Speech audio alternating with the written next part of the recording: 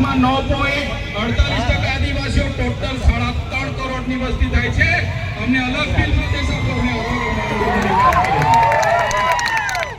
બંધારણમાં જોગવાઈ છે, આર્ટિકલ 3 તમે વાંચી લેજો.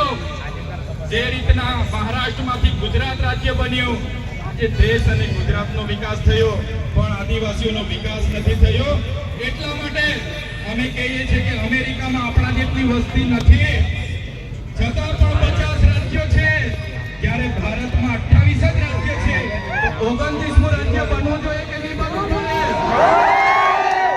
બનવું જોઈએ. રાજધાની કેવડિયા હશે, આખું મંત્રીમંડળ અને મુખ્યમંત્રી, અહીંનો આખું અધિકારી ગણ, અહીંનું પોલીસ તંત્ર તમામમાં આદિવાસી હશે, તો જ અમારા આદિવાસીઓનો વિકાસ થશે. એટલા માટે જેટલા પણ અન્યાય અત્યાચાર થયા છે, ડેડિયાપાડા વાળાને એવું લાગશે, ઝઘડિયા વાળા શાકબારા વાળાને લાગશે, કેવડિયા વાળાને મારી નાખે, આપણે શું? પણ નહીં. આજે કેવડિયા વાળાનો વારો છે, કાલે માલસામોટ વાળા પણ તૈયાર રહેજો માર ખાવા માટે.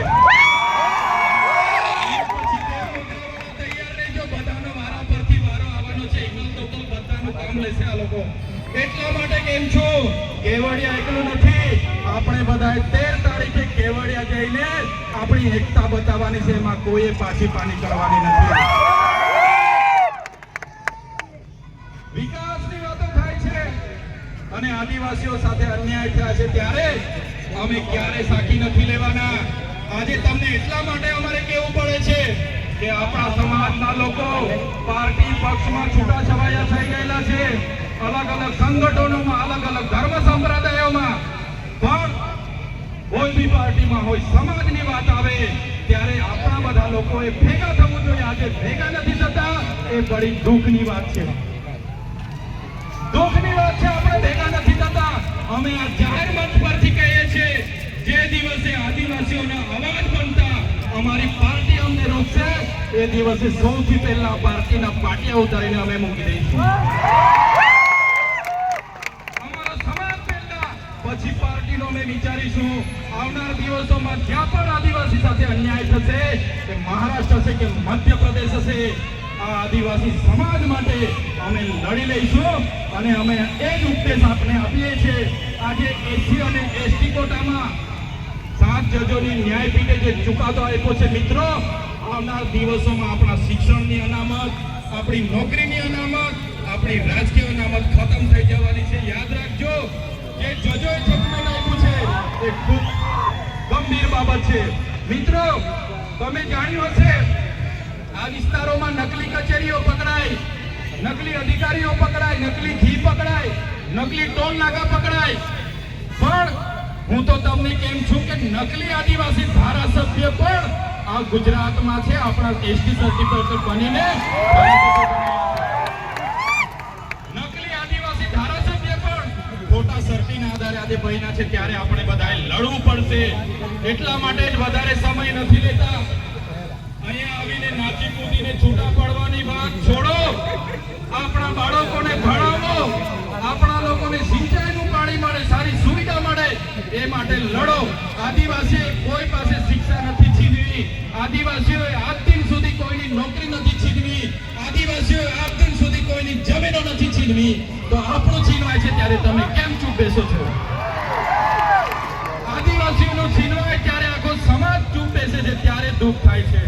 એટલા માટે કોઈ પણ પક્ષ પાર્ટીમાં જે પણ નેતાઓ હોય, વડીલો હોય, યુવાનો હોય, બધા જ લોકોને આજે હું આહ્વાન કરું છું, પક્ષ પાર્ટી ચૂંટણી આવશે ત્યારે આપણે દેખાઈ જશે, પણ જ્યારે સમાજની વાત આવશે, જ્યારે કેવડિયાની વાત આવશે, બધાએ નીકળી પડવું પડશે, તો જ આ લોકોને આપણી એકતા બતાવી શકીશું.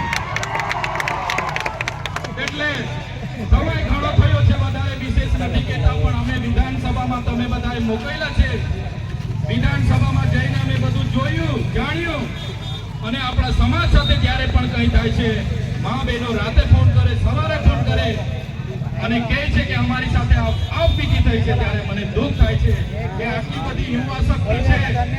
આદિવાસી યુવાનો રાતે 11 વાગ્યાથી નાચશે, 5 વાગ્યા સુધી આદિવાસી યુવાન થાકશે નહીં.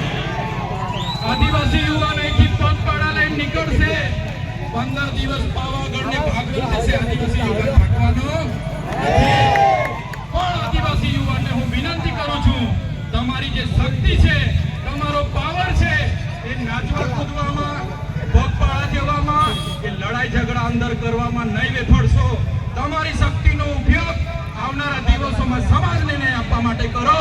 હું તમને વચન આપું છું, અમે આગેવાની લેવા માટે તૈયાર છે.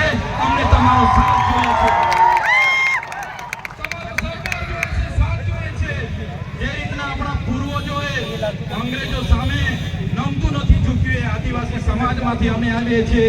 ટાટિયામામાં બિરસા મુંડા, રાજા પાંઠાનું ખૂન અમારા શરીરમાં છે. અમે ક્યારે કોઈના બાપથી ડરવાના નથી. એટલા માટે આજે અમે કહીએ છીએ કે આદિવાસીનો ઇતિહાસ એ સિંધુ ઘાટીની સંસ્કૃતિ 10,000 વર્ષો પહેલા, 7-8,000 વર્ષો પહેલા જે સંસ્કૃતિ હતી, એ આદિવાસી સંસ્કૃતિની સભ્યતા છે. વિશ્વની સૌથી જૂની સંસ્કૃતિ આદિવાસીઓની છે. આજે અમેરિકા, આફ્રિકા, બ્રાઝિલ, ઇન્ડોનેશિયા તમામ દેશોમાં આજે આદિવાસીઓ ધામધૂમથી 9 ઓગસ્ટ વિશ્વ આદિવાસી દિવસ ઉજવે છે. ત્યારે આદિવાસી સમાજના લીડર તરીકે, તમારા પ્રતિનિધિ તરીકે આજના કાર્યક્રમમાં તમને મેં સેવા જોહાર કરું છું. આવનાર દિવસોમાં ઉલ ગુલાલ જિંદાબાદ કરવું પડશે તો તમારે બધાએ સાથ સહકાર આપવું પડશે.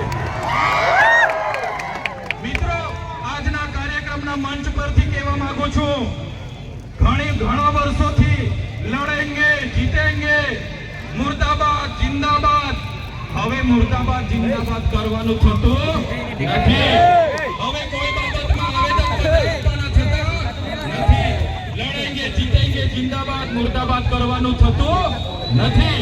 જ્યારે પણ આદિવાસીઓ સાથે અન્યાય થશે, અત્યાચાર થશે, આદિવાસીના હક અધિકાર માટે ખોજવી લેવા માટે હવે આપણે બધા તૈયાર થઈ જવું પડશે. આજના કાર્યક્રમમાં મને આમંત્રણ આપ્યું, મારું સન્માન કર્યું, મને બોલવા માટે ઘણા હજારો યુવાનો બોલી શકે એવા છે, છતાં મને તક આપી એ બદલ મેં તમારો ખૂબ ખૂબ આભાર માનું છું. અહીંયા ઉપસ્થિત આદિવાસી સમાજના તમામ સરપંચો, તમામ તાલુકા સભ્ય, જિલ્લા સભ્ય, પક્ષ પાર્ટીના જેટલા પણ આગેવાનો અહીંયા પધારેલા હોય, એ ભાજપના હોય, કોંગ્રેસના હોય, આપના હોય, કે બાપના હોય કે બીડીપીના હોય, બધાને મારા જોહાર. જય આદિવાસી.